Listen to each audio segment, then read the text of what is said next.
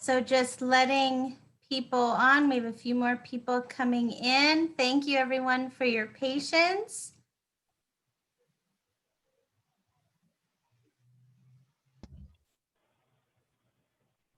So welcome to everybody who is just joining us. We have a couple more people that are in the waiting room trying to get on. So we'll just give it a couple more minutes. Thank you for your patience.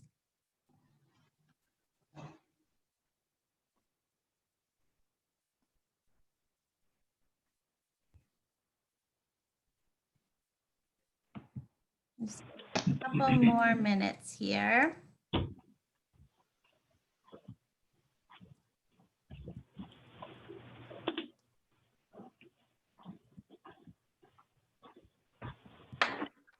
Okay. All right, well, I believe, well, there's nobody else in the waiting room at this moment, but I will be checking it a couple of minutes, in a couple of minutes. So my name is Carrie Duran, and I'm the Legislative Liaison for Lakes Region Community Services, and I just wanted to welcome everyone here tonight. Thank you so much to everyone for coming on to this virtual candidate event on this very cold and wet evening. We are so excited to be able to share with all of you what Lakes Region Community Services has been providing to our community, and then move forward in developing a wonderful relationship so that we may be a resource to you once you are elected. So thank you everyone so much again for being here. I'm going to go ahead and share my screen here.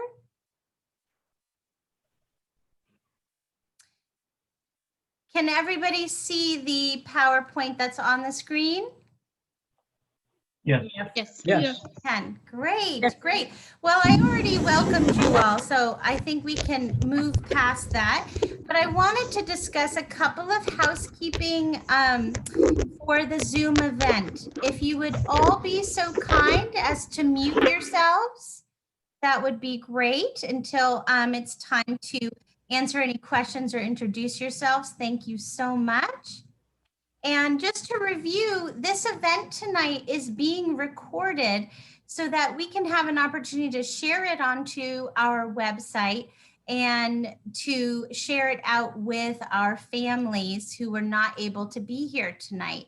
We do have a couple of people who have entered the waiting room again, so we are letting them all in.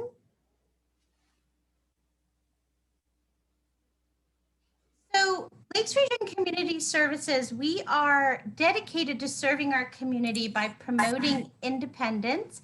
Does somebody have a question? I'm sorry. No, okay. By promoting independence, dignity, and opportunity. And how do we do that? How do we provide these wonderful services? Oh, I'm sorry?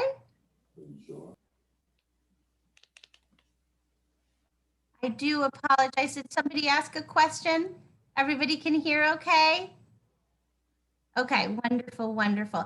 If you do have a question, if you want to go ahead and chat it to me privately, if there is a technical question that you or difficulty that you're having, that would be wonderful. I'm going to go ahead and share the screen one more time. And to those who just joined us, thank you so much for coming out this evening.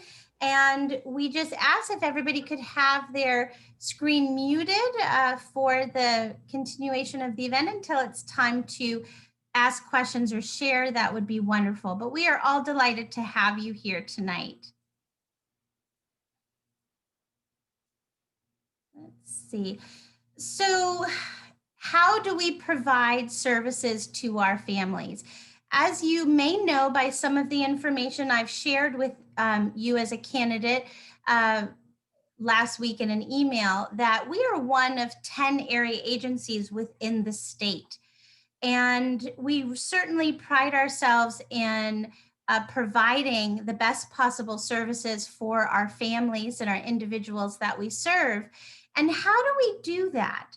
And part of that is by reaching out to our legislators, our shareholders, our community members, our partners, and those we serve, because we need to listen to our families and our individuals. What are their needs? What are their concerns? So that we can provide the best possible service for them.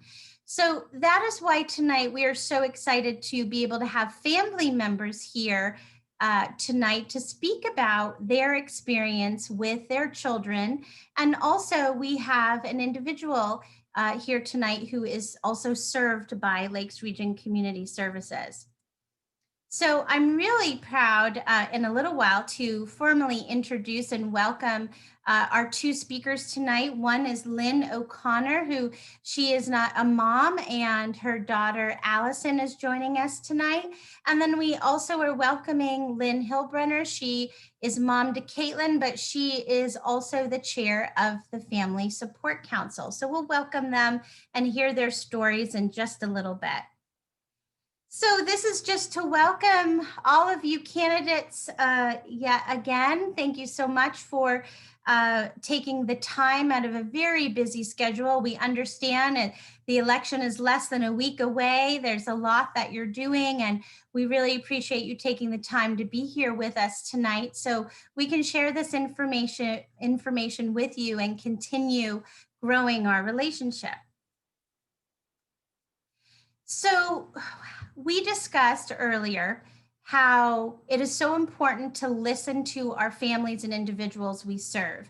And because the state of New Hampshire does this very well, we have consistently been in the top 10 with an organization called A Case for Inclusion, which ranks all the states in the country as to the quality of their developmental disability service system.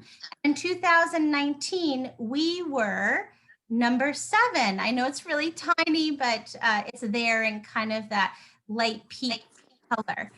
So one of the reasons why our services are always in the top 10 or just about always in the top 10 is because we do everything we possibly can to make sure that our services are directed by the individuals themselves and the families. So where did it all begin? So there is a handout that I had emailed to you that discusses this a little bit further, but there was a law passed in the 1970s called RSA 171 that really changed the way the developmental services were delivered to individuals. And it also created a movement away from an institutionalized setting for individuals. So the area agency system was created from a push from individuals and families who really wanted to be in the community and live their lives among their friends and families and have gainful employment and have their own apartment and really be a part of the community and not be a part of an institutionalized system. So many of you might have already heard of Laconia State School. I know in the email I sent to you, there was some information about the closing of the Laconia State School. There's also a wonderful documentary, if you wanted to learn more, called Lost in Laconia. It's very emotional. A little bit of backstory here. I am the mom of a daughter with a developmental disability. My youngest daughter, Katie, is 9 years old. So when I learned about the history of New Hampshire and I learned about this documentary, it was very difficult to watch as a parent. And I'm just ever more grateful for the wonderful area agency system that we have in New Hampshire, and how since the closing of the Laconia State School and the institutions within the state of New Hampshire, we really set the bar as in the nation. New Hampshire was the first to close, and we started a domino effect throughout the country. So when we are, as family members, are, of course, pre-COVID times, are attending national conventions about the developmental disability community, we often hear about the great work that New Hampshire has done and how we were the first and we started it.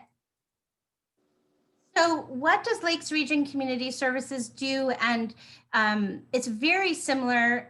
All the area agencies in the state, as I said, there are 10 within the state of New Hampshire. So we create community-based services for individuals who experience a developmental disability, but also an acquired brain disorder as well.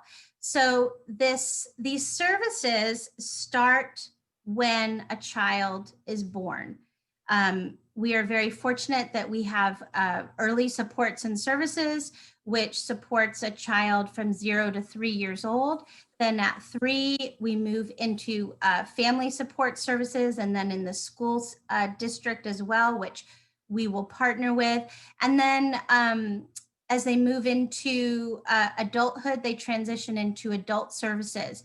So as a parent, I'm so grateful that my daughter, throughout her lifetime, is developing relationships with those that are going to help and guide her throughout their life. And for myself as a parent, I'm sure you hear from some other parents, it is so important for us to have the resources and the people to reach out to make sure we're doing everything we need to for our children.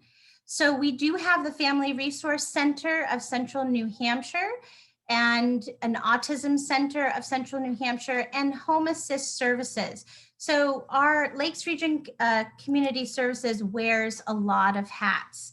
So you might not know that right now we are the 5th largest employer in Belknap County. We have offices in Laconia and Plymouth. And we currently have over 400 employees. So how do we do it all? How do we provide these services? How do we make sure our families have everything they need and our individuals have everything they need to live a successful, happy, healthy life where they're independent and living with dignity? Well, it is through funding through the state legislature, funding through Medicaid dollars. And this is something when I introduce our wonderful CEO, Becky Bryant, might want to speak on a little bit more if you have questions. But we do receive in the state of New Hampshire 4 programs that are under this community-based waiver system. And that's developmental services, acquired brain disorder, choices for independence, and in-home supports. And I do know I'm going through this really quickly because I want to get to the showstopper, which is our families, so you can really hear their experiences. And any of this information, I am so happy to talk with you at a later date or share this information. So all the services that we provide and what we do for our families, we're also a private nonprofit. So we raise money through, stop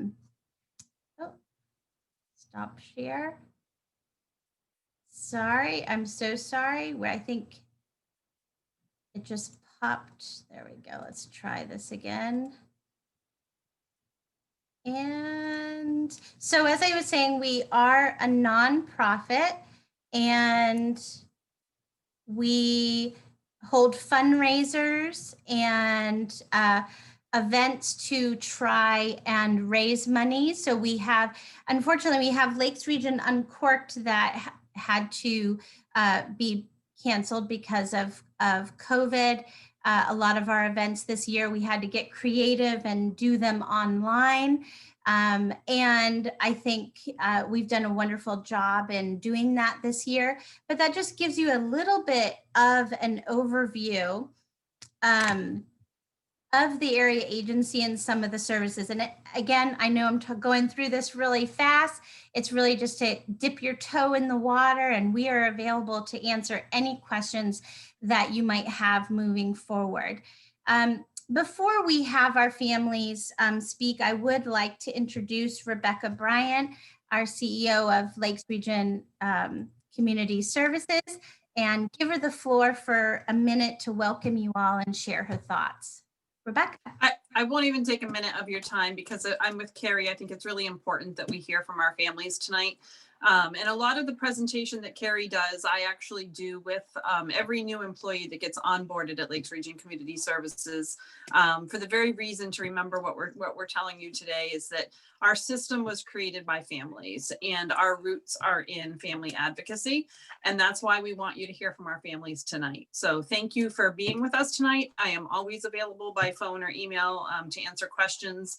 I always, I'm often in Concord during the legislative sessions, testifying for budgets for our system, but I always prefer that you hear from families. So let's get to that. But thank you for being here. Thank you so much, Rebecca. So I would like to introduce Miss Lynn O'Connor and her daughter, Allison, to just speak about their journey and share with you some of their successes and challenges. And thank you so much, Lynn and Allison, for being here tonight. Would you like to go ahead and speak? Yes, thank you for inviting us to this tonight. I just wanted to let everyone know, this is my daughter, Allison. She is 22. We live in Gilmanton. We've been here our whole lives. Allison was born very healthy. We had no issues during pregnancy. And then just within a matter of hours, they said, Allison has some heart issues. And that ended up being, open heart surgery, cath lab procedures. She has pulmonary stenosis, atrial septal defect. She wasn't eating the way she should have. She had swallowing issues. We had occupational therapists, speech therapists, physical therapists coming to the house. Every time we went to the doctor, it was something else that was wrong with her. They were discovering she has upper lumbar lordosis, she has scoliosis. She has Duane syndrome, so the left eye doesn't look to the left. She obviously has glasses. She cannot see really much of anything without them. They were a really bad prescription. She also has learning disabilities. Speech was hard for her. I was the only one that was able to understand her when she was really little. She couldn't cross midline, but yet she has no diagnosis. So she is one of those mystery children. We went through all kinds of genetic testing. She had issues with GI where she had Botox injections into her anal sphincter muscles when she was little. We would go down for biofeedback for urinary issues. She still wets the bed and we take medication for that for her. So we have gone through so much since she was little, but so much progress has been made. I get emotional, sorry. But yeah, since the age of 18 months, she has had people come to the house from early intervention, which is amazing. Caroline, with early intervention all those years ago, was a sweetheart coming to the house, and then, when she was the age of 3, the school system took over. We were there with them through the age of 21. And then it was the big scary world of, oh my goodness, the school is ending. What are we going to do? And Lakes Region has picked up that piece and has been amazing. The supports we receive from Lakes Region are outstanding. We have chosen to do the self-directed program services. So we designed Allison's program, which has been very beneficial. Last year, we had utilized it. So we had 2 family members working with her and then 2 employees that we hired.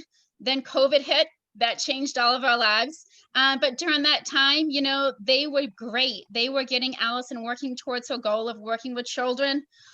She did graduate with Guilford from that high school diploma. It was a state one, but we were able to get the state diploma.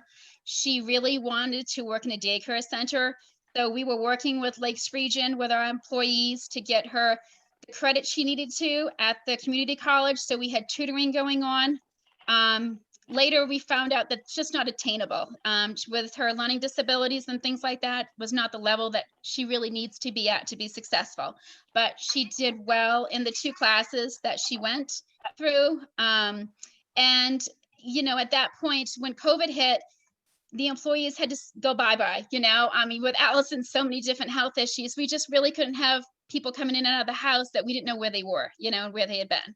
So, our lives changed again, because throughout time, anybody, when you have a child and they have issues, you know that you cannot work a full-time job. I quit mine as soon as I found out about all of Allison's health issues. We were always at the doctors, and I mean, always at the doctors a couple of times a week. And then the therapies that come to the house, so you have to go out to them. It's hard to maintain that full-time job. So then this past year again, you know, I was finally back to work, and I'm like, okay, this will be good. And then life changes again, which it does all the time for everybody. So through Lakes Region, I'm now Allison's person that, you know, designs the program for her and gives her those services. And so, you know, we sit down, we do the budgeting, because she does want to live on her own someday, but she's not ready to at this point. So we go over the budgeting. She, you know, sits down and figures out her checking account and what she spent that month, what she didn't spend that much. You know, we do the groceries, and she figures out what we need, and you do the grocery shopping with her, and she's cooking, and still so nervous to put anything in the oven, but we are working on it. You know, whether it's just regular maintenance of self body care, of, you know, knowing how to wash your hair the right way, and this is how you do it. And the little things are the things that people forget, that take it for granted, that have kids that don't have any issues, you know, whether it's, okay, it's summertime, so we're shaving our legs and this is the way we do it. Sometimes it's simple things like that. Those social cues, when, you know, you want to have so many friends, and always that's not the case, you know, and you don't understand when someone's trying to tell you, don't call me, or, you know, I don't want to have that interaction with you. So it's those social cues that you need to describe, that are those tough situations. And you want to get her out in the public and do the fun things all the kids get to do, and go bowling and doing that. And she's able to do that with Lakes Region's help, which is amazing. So I am so grateful for all the services that we receive, because she gets to have that life the other kids do. Allison? Lakes Region also helped me out with a way where, like, even with Mom bringing me there when we had it going, was even like Special Olympics when that ran. That was all kids, which is actually the coaches on here tonight too. That we have that lets us get that social scope going, where you see other kids that you can tell that they're all like you in a way. Even they got to pay for Camp Snowmelt, which is my summer camp we got to go to every summer for a week or two, and that has kids that's all disability, and people that are workers that are all over the country. And that helps out a lot, because you find a way where you never thought you belonged until you went somewhere, I guess you could put it as. So in a way, Lakes Region helped out by finding a certain piece that put life together, then separated. Wow, thank you both so much. Thank you, Lynn. Thank you, Allison. You're welcome. As a mom, I am feeling very emotional hearing your story as well. So we're right there with you, Lynn, as a mom to mom. Is there anything that, you know, you really would like legislators to know, you know, once elected, once they are at the State House? Is there anything that you'd like them to take with them from this event and hearing your story? That the funding is put to good use. It's not being wasted. It's helping those that get brushed aside on a daily basis. It's helping them become independent, and it's helping them become a productive member of society, which everybody deserves that chance. So thank you. Absolutely. Well, thank you both so much. And would you be open to staying on to answering any questions later? Yes. Of course. Great. Thank you both so much. I would like to introduce now our second Lynn of the evening. Lynn Hilbrenner has a daughter, Caitlin, and she is also the chair of our Family Support Council. And I'd like to give the floor to her. Lynn.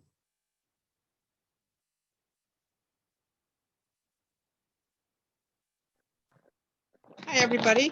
Thank you, all those of you who have joined us tonight. My daughter will probably be making a cameo appearance, and you will never forget her after she does. I was an older mom, and my husband and I were thrilled to have a child. And, you know, we found out at birth that our daughter, Caitlin, has Down syndrome. And it was, you know, like a freight train hitting us. We didn't know what to do. Neither one of us grew up in this area, so we didn't even know where to turn. I was lucky enough to find out about Lake Region Community Services. So after we were finally discharged from Dartmouth, we came home, and within a matter of days, somebody was at the house. It was all, you've got this little fragile baby that you're nervous about as it is, but when you have to see if she's having a seizure, make sure she's eating enough and everything, it just adds a whole nother factor to it. Lake Region was there. We had incredible OT speech with early services, and that made such a huge difference. And it allowed us to not feel so alone. We were able to get into everything. My husband and I both work full time, and so we were balancing it all. We are incredibly lucky that we have um, an uncle 2 doors down one side, good old Uncle Willie, and then my in-laws are 2 doors down the other side. And when my mother was alive, she also watched Caitlin.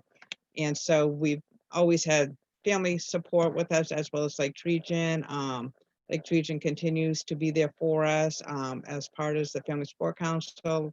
I'm lucky enough to work with a group that helps plan activities for all the kids, from young kids all the way up. We're going to have a dance tomorrow night, so we're going to be putting our costumes on and having a little fun time remotely, so we can all enjoy it safely.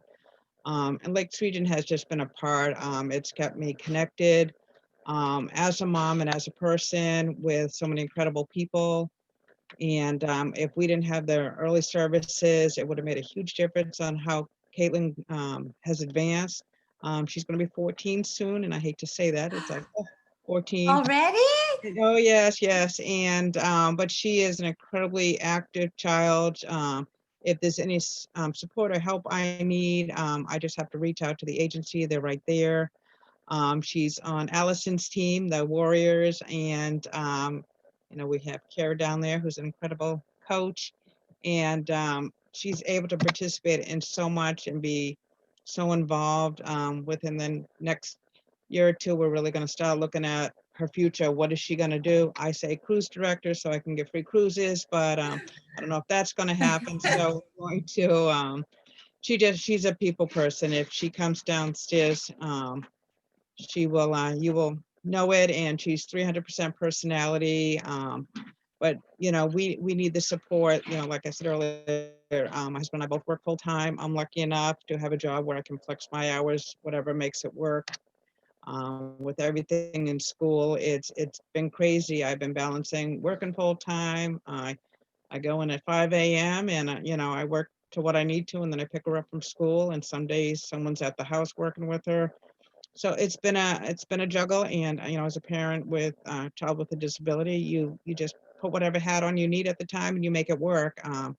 She's my top priority, and I'll juggle anything I have to make it work. And having an area agency like Lakes Region, um, it just makes it so much better. We've had difficulties with the school, and I've reached out to people at Lakes Region, and they've been there to help me through last year, which was, I'm surprised I still have hair after that. And they just helped us get us through. And they're really there for the families. They're there for the kiddos, and they make a huge difference. And I'm just grateful to be part of it, and that's why I'm involved with it on 3 different boards, to be a part of it, and also always be in the loop, and whatever I can do to help my kid become a success and much better in the world. They're there to back me up to help us out. So I appreciate everything they do, and I can't wait for the COVID to go away. So I have that extrovert child who just wants to go and hug the world, and she's sitting at home or at school with a mask on instead. So it's been incredibly challenging, and we just keep plugging along, and that's all we can do. Lake Region is a good group to have behind us to help us out. So. I Thank you. agree. Thank you, Lynn, so much. Now, I know you spoke about that you are very involved, and one of those areas is the Family Support Council. And I wondered if you wouldn't mind, for all of our candidates on the call today, I know there's a few Family Support Council members on the call, if you wouldn't mind introducing them really quickly and telling us a little bit more about why the Family Support Council is important, as all of the 10 area agencies have a family support council and why they're so important to families? What gap do they fill? What we do is we really, we're the group, we have, let's see, who do we have here? We have Donna Shampoo, we have Kara Stanley, we have Deb Nugent, we have, I'm like looking over here on my screen here. There was one other one earlier and I think we lost her. We have a group and we get together once a month, and what we do is we help families out from we do a lot of requests. We help with camperships, any different things, from specialized bicycles for kids to drum lessons to some sensory things, anything a family might need for their family member that has the disability and needs something to help their everyday living that much better. We've helped with a huge variety of different things, and we do planned activities. A lot of times when we are able to see the world again, we don't do virtual dances normally. We we hold these dances and everybody gets together and lets loose, and it's a great time. And we've done different family events, from cookouts to paint night to draw a blank on everything we do. We just do a variety of different things for all the different age groups. We have movie nights and different fun things to get all the different age groups that we Lakes Region Services, so that we can get them out, get them to meet new people, have a lot of fun, and make sure that whatever we can do on a financial side to help these families out. It could be the simplest thing. It could be a weighted blanket that just makes such a huge difference in their lives. We're there to do it. We're there to be there for the families and to help them with anything they need in relation to their child or family member with a disability. And when we can have a lot of fun with them, when we have the opportunity, we like to do that as well. So. So I can't help Carrie. I'm just going to jump in really Yes, quickly, please. because I think what's another important to understand when you talk about when you get to Concord, or if you're in Concord, is that the family support councils exist for every area agency, and those councils are also funded with general funds out of our state contract. So the council has this budget in which they can respond directly to family needs. And we also have Lynn Hillbrunner as the president of the council, actually sits on the Lakes Region Community Services Board of Directors, so that we have direct connection on a monthly basis with what's happening on the council, hearing from families, what's going on with families, what are families' needs. So Lynn sits on the board so that we can have that constant monthly feedback. But the council gets full oversight of their funds that come through our state contract and allow them to do what they do at the local level, which is just so much more than we could do, even sitting at Lakes Region Community Services or sitting in Concord, to understand and respond so directly to family needs. So those are some of those. I'm just gonna make that plug for where some of our general funds go. Thank you. Well, and what's important to know too is that the Family Support Council fills a gap for those items that might not be covered by insurance, might not be covered by Medicaid, that the family really needs and isn't able to afford to get. So they certainly provide a very important service. Lynn, how long have you been on the council, and I was hoping they didn't ask that. Yes, well, it's just a few years. I couldn't even tell you how long I've been on it. It's, time flies when you're having fun. I've been on both for a while, and a lot of faces have changed over the years, and I couldn't even tell you how long I've been on either board. I enjoy going to them. Excited now that some of our meetings are in person, and I just enjoy going to them. So whenever we have a meeting, scary when I say I look forward to going to the meetings and working with all the great people that, I'm lucky enough to have on the council, and the people that I deal with the board of directors. And it's a great opportunity for everybody in the area, because the more we do for everybody that we service, the better they're going to be in the community, as far as they're going to be able to live with everybody else and do like everybody else wants to do. And, with support, so many people that people might not have said, well, they probably won't be able to do it, or I don't know if they can do it. Yeah, they can do it. And you know, if we have support from all areas, we can prove to them that they can, and, you know, can make this world a greater place to be in, so. Well, thank you, Lynn, and thank you to all the members on the call who serve on the Family Support Council.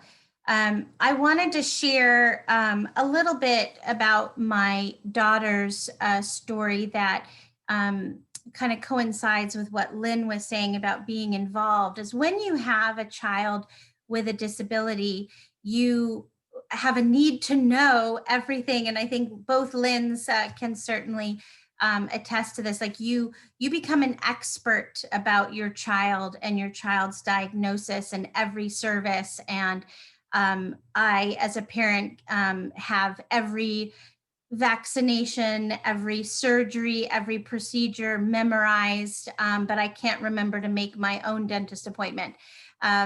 But we are there for making sure, as Lynn said, that our children have everything that they need.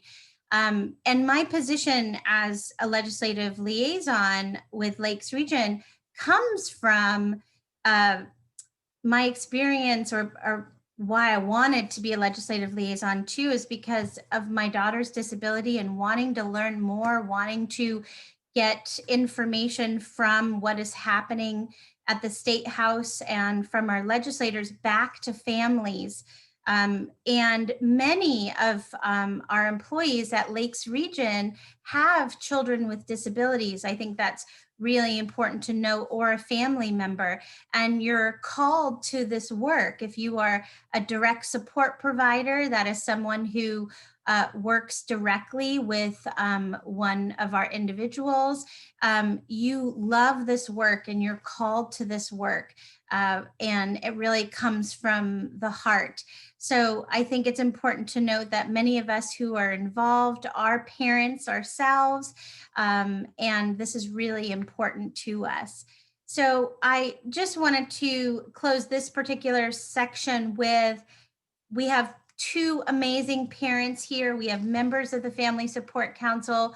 We have Becky here, candidates. I'd like to just open it up for some questions and or comments that you might have. And just a reminder that if you have any questions that at this point we might not have the full answer to, we are taking notes and we are recording this so that we can certainly get that information back to you. And we are going to be sharing this recording with our families so that they know how involved our local legislators are going to be. So thank you again so much for being involved. And I'll just go through my screen here, and if somebody wants to raise their hand, I'm looking at all of you. If you have a question or a comment. I see Ruth. Ruth, please. My question is whether you get any funding at the county level also through the county delegation. That's a really great question. I think I'll ask Rebecca to answer that. I'm sure I'd be happy to answer that. We do not directly.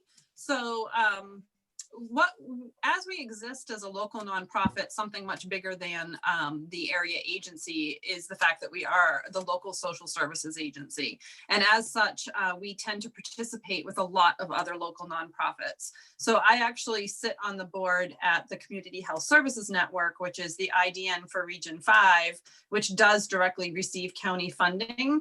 And indirectly through that, we actually run and work with the substance misuse and other programs providing parent education in the Belknap County Jail. So we actually send some of our Family Resource Center employees into the Belknap County Jail in order to do parenting journey, the sober parenting journey and the parenting journey.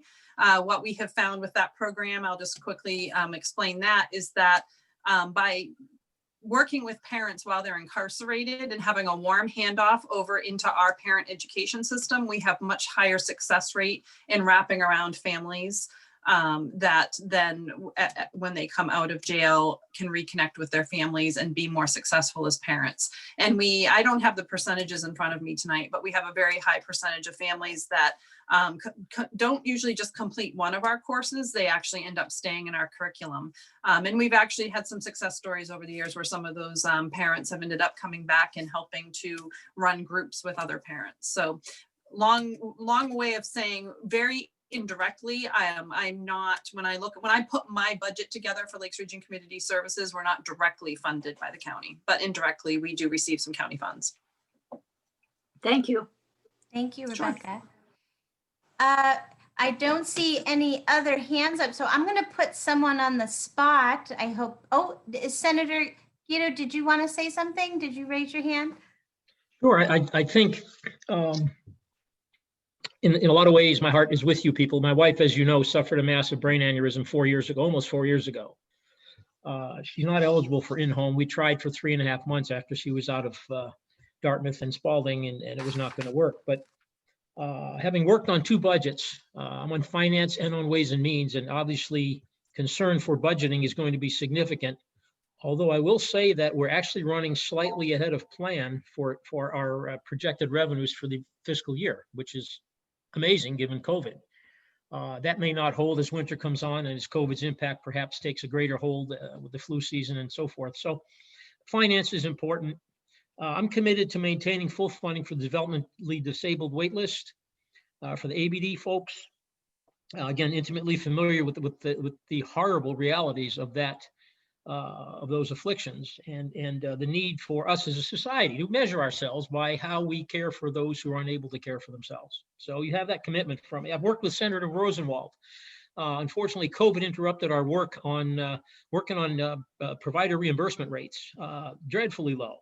And as you know, our LNAs and other folks, I'm not sure whether they play into what you do, but we're about 700 or 800 short people that have not renewed their licenses over the past year.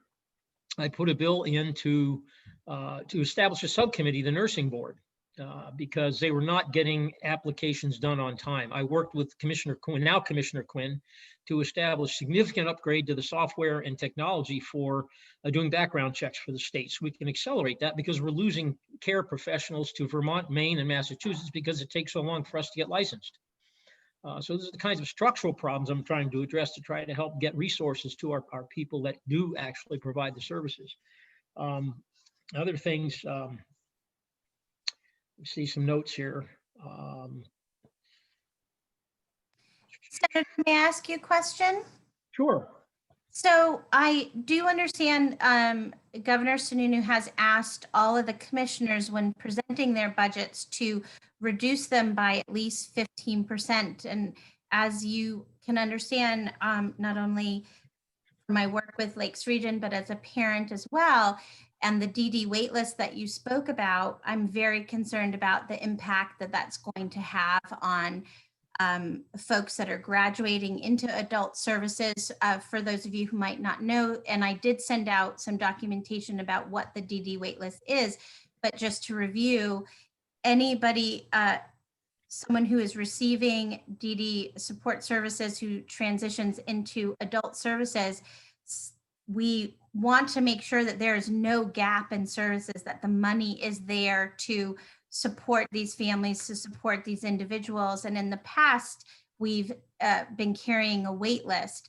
And even though at this particular moment, or as of, I believe the last report I saw was of August, nobody on the wait list, but that could change tomorrow if 20 people graduate or 10 people move into the state. So what are your thoughts about that, Senator? I know you said we seem to have a surplus, hopefully not surplus, but we're in the positive.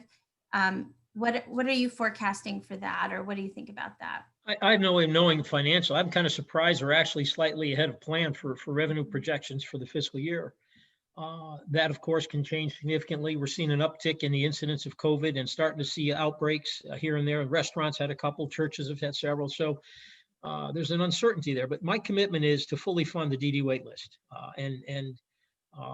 I think that there are other programs that may be able to be reduced in their funding. That's not one of them. I've lived through working with my wife's situation. So it's personal for me in that sense, although I don't use the services now. She is institutionalized. But again, the commitment is to fight like crazy to keep that fully funded. And I can't see using those people, those cases as a means to reduce the state budget expenditure. That just doesn't work for me. So Thank you, I Senator. don't know in today's day and age that anyone would. There are decisions we can make to reduce other areas in state government where there is waste. This isn't one of them. Certainly. And again, we measure ourselves by the way we treat those who are most needy in our society, whatever that need may be. Mhm. Thank you so much, Senator. I do want to you mention had a one other comment? thing. Oh, One other thing. If you know Deb Narrow from Katy in Plymouth.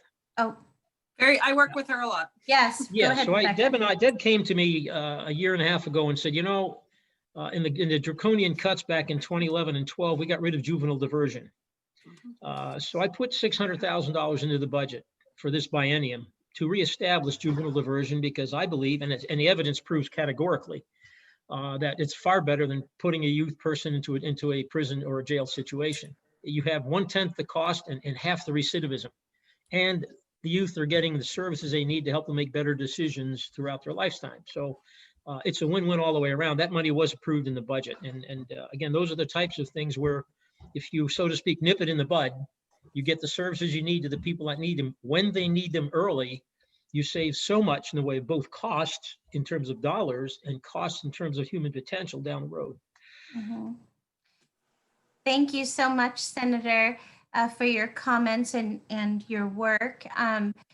Rebecca, I know you had a comment. I just wanted to, we're closing in on the top of the hour, and I wanted to make sure. It looks like Councillor Cryans has a question or a comment. Well, I think it's mainly just a comment. Obviously, the council has a different role in all of this. It approves or not approves contracts.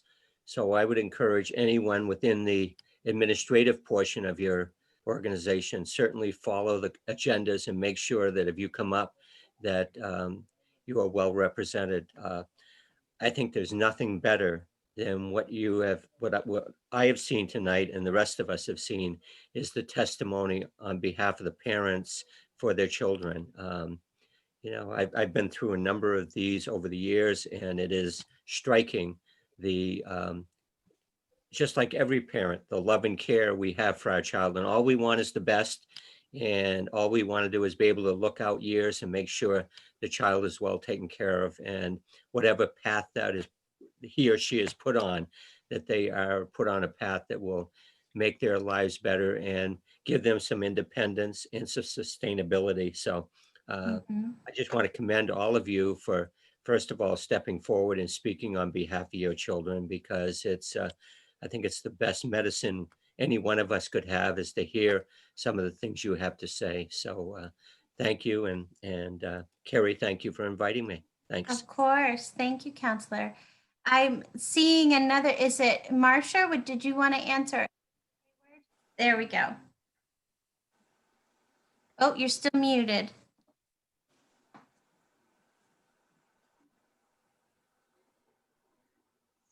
Let me see if I can help with that. I think I've got it, right? There you go. There you Just go. enough Zoom calls. I would think I would know this by now. Happens to all of us. Thank you, Carrie, first of all, for the invitation tonight, and thank you to the families for sharing. It's been great to advance my understanding of your agency, and I certainly would be an advocate for you if I do make it to Concord. I do have a question though for you. I was noticing on your website that you had something like 24 openings. How are you doing filling openings? How's your caseload? How is this all affecting what you can do in terms of servicing?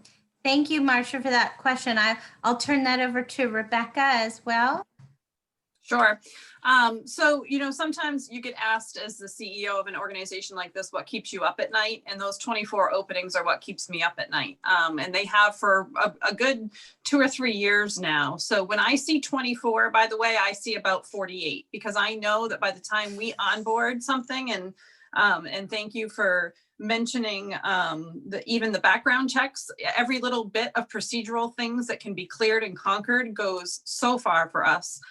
The amount of time we spend driving background checks to Concord, because New Hampshire doesn't participate in the electronic system, in order to onboard somebody. And I always say, if we have somebody sitting in our lobby willing to come to work for us to do this work, which quite frankly, at a starting wage of just barely over $12 an hour, they're looking for a paycheck. Yes, we hope that they're coming for a calling and a career, but at the moment they're looking for a paycheck.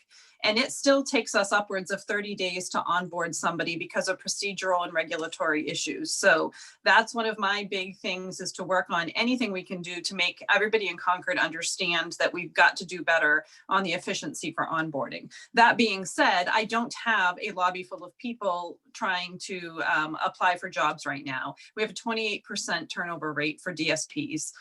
We go into the weekends right now desperately sharing emails on a Friday afternoon saying that we have 12 shifts open in 24/7 residential homes that we run. And we're trying to still fill those shifts for the weekend on a Friday night. We have employees who are working, and I see the overtime report. I started asking for it for 2 years ago. I read the overtime report every week. I'm not looking at the dollars and cents, because quite frankly, we're leaving money on the table because I don't have staff. But what I am looking at is employees who are working, the same 20 names show up on my list every week of employees who are working. This is the overtime, 20 to 100 hours of overtime. We have people that are pretty much, I have an individual, you got 168 hours to cover in residential in a week per the hours available. I have people who are working those kind of hours. Talk about people for a calling. Those are your people who are here for the individuals that we serve. But what I look at every day, and I work and through COVID, but didn't help, but we already had the issue. What I look at is, when am I going to have to stop providing the kinds of services that Allison and Caitlin and others are getting, because I have to cover my 24/7 residential group homes. So we are not doing well. That being said, I would absolutely give kudos at the legislature last year for the first time. I spent my first 10 years here as a CFO. The legislature for the first time in 14 years actually passed a Medicaid provider rate increase. We passed 100% of that onto our DSP workforce. We will do the same with the second half of that is coming in January, that to the best of my knowledge is protected because it was in the budget bill last year. So that's still in law, and that is still happening in January. And so we're making strides, but we can't make up in a couple of rate increases for what we have not passed on for 14 years.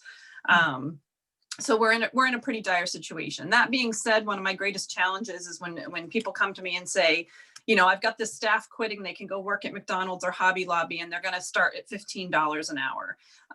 When they do say that right now, even in this kind of economy as far as the workforce goes, I actually have recently found myself saying, you know what, if they're going to go to Hobby Lobby and be happy, they were never going to be happy with us to begin with. Because as you heard these family testimonies tonight, we are looking for people who are called to this work, not who are looking for an extra 50 cents an hour from me out of the budget. We need to do better. We need to try to make this a living wage. I think the last plug I'll make on that is that some people look at the conversation about minimum wage and tie it to this. I don't, because the conversation that some like to have about minimum wage is that they're stepping stone jobs. I don't want the DSP position to ever be looked at as an entry-level stepping stone position. I want a DSP position, direct support professional, to be looked at as a career. And as a career, it should have the right training and qualifications with it, and it should have a living wage with it, so that our DSPs are not working 3 jobs or working for us the equivalent of 3 jobs because we can't hire them. Wonderful. Thank you so much. That was very, very informative. Sure. Thank you, Ms. Hayward, for the question. Tom, I see you. And please tell me how to pronounce your last name, if you don't mind. Oh, Tom, we don't seem to have audio for you.